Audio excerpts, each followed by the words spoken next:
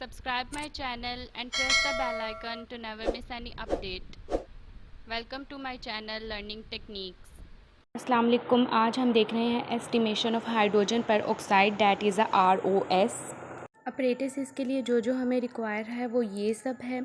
First of all we need a copy pencil, ठीक है, ताकि हम अपनी रीडिंग्स नोट डाउन कर सकें। नेक्स्ट हमें चाहिए टिश्यू पेपर का एक box for cleaning purpose.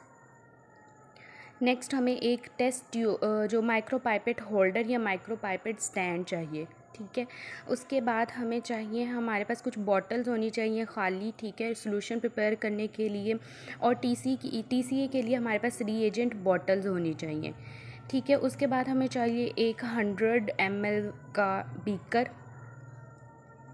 Next हमें चाहिए ग्राइंडिंग के लिए मॉर्टर एंड पेसल जो कि चिल्ड होनी चाहिए। नेक्स्ट हमें चाहिए एपिन ड्रॉप्स 2 ml तक, जितने हमारे सैंपल है उसको डबल कर लें। नेक्स्ट हमें चाहिए टेस्ट ट्यूब्स, जितने सैंपल हैं उतनी, और टेस्ट ट्यूब होल्डर। नेक्स्ट हमें क्यूविट चाहिए, ठीक है।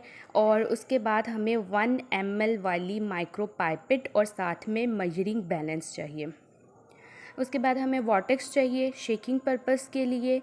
और उसके बाद हमें चाहिए स्पेक्ट्रोफोटोमीटर और सेंट्रीफ्यूगेशन वाली मशीन या सेंट्रीफ्यूज, ठीक है। उसके बाद हमें चाहिए रिक्वायर्ड जो भी हमें केमिकल्स है। फर्स्ट ऑफ ऑल तो हमें डिस्टिल्ड वाटर चाहिए, पोटाशियम आयोडाइड, TCA और फॉस्फेट बफर।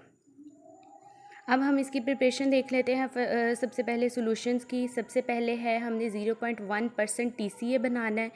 तो इसके लिए हमें वॉल्यूम 128 ml चाहिए। इसके लिए फॉर एग्ज़ाम्पल 128 हमारे पास सैंपल थे, तो मैंने 150 ml जो था सॉल्यूशन बनाया था। 150 ml सॉल्यूशन 0.1% TCA के लिए 0.15 ग्राम TCA को 150 ml डिस्टिल वाटर में डिज़ोल्व करेंगे, ठीक है। तो हमारे पास 0.1% TCA बन जाएगा। एक और एग्जांपल, फॉर एग्जांपल अगर आपके 400 सैंपल हैं and you want to make 400 ml, you will simply dissolve 0.4 gram TCA in 400 ml distilled water to make 0.1% of TCA, ठीक है। इसी तरह से you can change your volume according to your sample. Now let's see the formula. Simple math by volume का formula हम place करेंगे, ठीक है। M1 divided by V1 is equal to M2 divided by V2। ये हमारे पास एक complete recipe है जो कि मैंने यूज़ की है 150 ml के लिए 0.15 gram to make 0.1% TCA। Now अगर आपके 50 सैंपल हैं, ठीक है, and you want to make 50 ml, तो आप क्या करेंगे, सिंपल इस फार्मूला में 50 ml प्लेस करके V1 की जगह पे M1 जो है वो फाइंड आउट कर लेंगे, ठीक है, जो कि हमारे पास इस फार्मूला के मुताबिक 0.05 ग्राम था। मतलब अगर आपने 0.1% TCA बनाना है तो 0.05 ग्राम डिज़ोल्व करेंगे 50 ml में, ठीक है। 50 ml का अगर आपने वॉल्यूम बनाना है, volume can be change according to your sample, it can be 75, 80, 40, 100, ठीक है, 200, जितना भी आपके सैंपल हैं उस हिसाब से, ठीक है। उस हिसाब से हम वॉल्यूम बना लेंगे ताकि हमारा जो सॉल्यूशन है और हमारे जो केमिकल्स हैं वो वेस्ट ना जाएं, ठीक है। अब इसके बाद नेक्स्ट हम देख लेते हैं पोटाशियम आयोडाइड की प्रिपरेशन। मोलर मैस अगर हम देखें पोटाशियम आयोडाइड का, हमारे पास है 165.9 ग्राम, ठीक है। तो 1 मोलर क्या होगा इसका, 165.9 ग्राम पर लीटर, ठीक है। अब हमें लीटर नहीं चाहिए, मेरे सैंपल 125 या 150 थे मेरे, ठीक है, 150, तो उसमें हमने डिज़ोल्व करने के लिए 150 वाला बनाया था। तो इसी तरह से आप 500 के अकॉर्डिंग, 250 के और डिफरेंट के अकॉर्डिंग बना सकते हैं। अब अगर प्रोसीजर देखें तो हमने 0.1 ग्राम जो है वो मेजर किया और मॉर्टर एंड पेसल चिल्ड जो थी, ठीक है, उसमें ट्रांसफ़र कर दिया।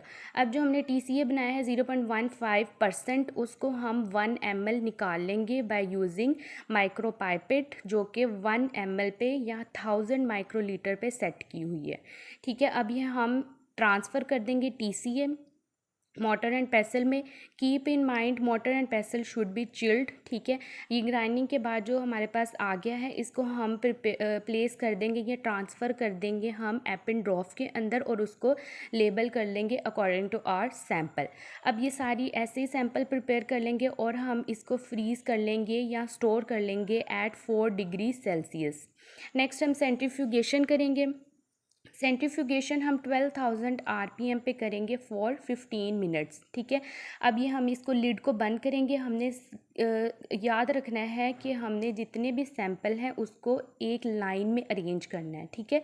और उसके बाद हम ये प्लेस बंद कर देंगे और ये हम सेट कर रहे हैं, ठीक है। आरपीएम 12,000 है, तो ये जो 12 है नेक्स्ट वो इंडिकेट करेगा 12 और जो ज़ीरो है वो 1000 को, तो इट इज़ आर 12,000। और टाइम भी इसी तरह से 15 मिनट सेट करके हम स्टार्ट का बटन कर देंगे प्रेस। फिर उसके बाद हमने क्या किया, जब स्टॉप होने लगेगी तो ये स्टॉप का बटन है, लिड के बटन को प्रेस करके हम ओपन करेंगे, ठीक है। ये वाला बटन, ये हमारा टाइम चल रहा है, रिमेनिंग टाइम, और ये हमारे आरपीएम चल रहे हैं, ठीक है। अब इसके बाद जैसे ही टाइम कंप्लीट होगा आपने इसको ऐसे ही बिल्कुल भी नहीं खोलना, बल्कि लिड ओपन का जो बटन है उसको प्रेस करके, ठीक है, फिर उसके बाद हम इसको खोलेंगे। अब ये देखें आहिस्ता आहिस्ता से आरपीएम भी हमारे कम होते जा रहे हैं, टाइम हमारा बिल्कुल कंप्लीट हो गया है। तो ये अपनी ओपनिंग के प्रोसेस पे है, मतलब हमारा सुपरनेटेंट जो है वो प्रेसिपिटेट से अलग हो चुका है, ठीक है, जो कि हमें रिक्वायर है। अब इसके बाद हम इसको खोल लेंगे, ठीक है। ये बटन प्रेस करके, ठीक है, फिर हम इसको खोलेंगे, सिंपल। अब ये बटन प्रेस किया और बटन प्रेस करना मत भूलिएगा, और फिर उसके बाद खोलेंगे। ये थोड़ा सा गर्म होता है, थोड़ा सा वेट कर लें 2 से 3 सेकंड, या फिर जितना भी टाइम आप मतलब इजीली इसको खोल सकें। इसको हम घुमाएंगे और घुमा के लिड को खोल देंगे और हमारा जो सैम्पल्स हैं वो प्रिपेयर हैं, ठीक है। ये देखें बिल्कुल एक लाइन में अरेंज थे सारे। अब हमने एक और एपेंड्रोफ खाली ले लेनी है, ठीक है। ये देखें सुपरनेटेंट जो है वो प्रेसिपिटेट से बिल्कुल अलग हो गया है, ठीक है। ये थोड़ा जूम करके दिखा रहे हैं। अब हम क्या करेंगे, एक और एपेंड्रोफ ले लेंगे, ठीक है, और उसके अंदर सुपरनेटेड को सिंपली हम ट्रांसफ़र कर देंगे सारा का सारा। और इस तरह से हमारा जो इंजाइम एक्सट्रैक्शन का मेथड है वो कंप्लीट हो गया है, ठीक है, फॉर H2O2 डिटर्मिनेशन। अब हम इसको ट्रांसफ़र करने के बाद अच्छे लेबल कर लेंगे, ठीक है, जो भी हमारा सैंपल का नंबर था उसके साथ, ताकि बाकी सारे सैंपल्स के साथ ये मिक्स ना हो और आपके जितने भी सैंपल्स हैं उनको इस तरह से आप अलग कर लें। नेक्स्ट मैंने एक पिक्चर भी शेयर की है दोनों का डिफरेंस बताने के लिए। ये सुपरनेटेड और प्रेसिपिटेट हैं। अब इसके बाद पोटाशियम आयोडाइड 1 ml हम सारी टेस्ट ट्यूब्स के अंदर डाल देंगे, टेस्ट ट्यूब्स ले लेंगे, ठीक है, उसके अंदर सब में ट्रांसफ़र करते जाएंगे। और ये हमारे पास फॉस्फेट बफर की रेसिपी मैंने लिख दी है, ठीक है।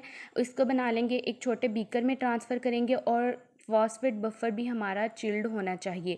H2O2 डिटर्मिनेशन के लिए जितनी भी चीज़ें हैं सारी चिल्ड होनी चाहिए, और ये हम 0.5 ml लेंगे, जो कि बनता है 500 माइक्रोलीटर।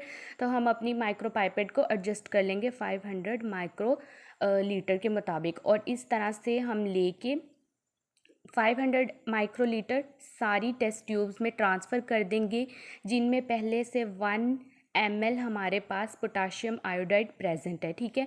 हमारे पास सारी की सारी चीज़ें जो हैं वो चिल्ड हों।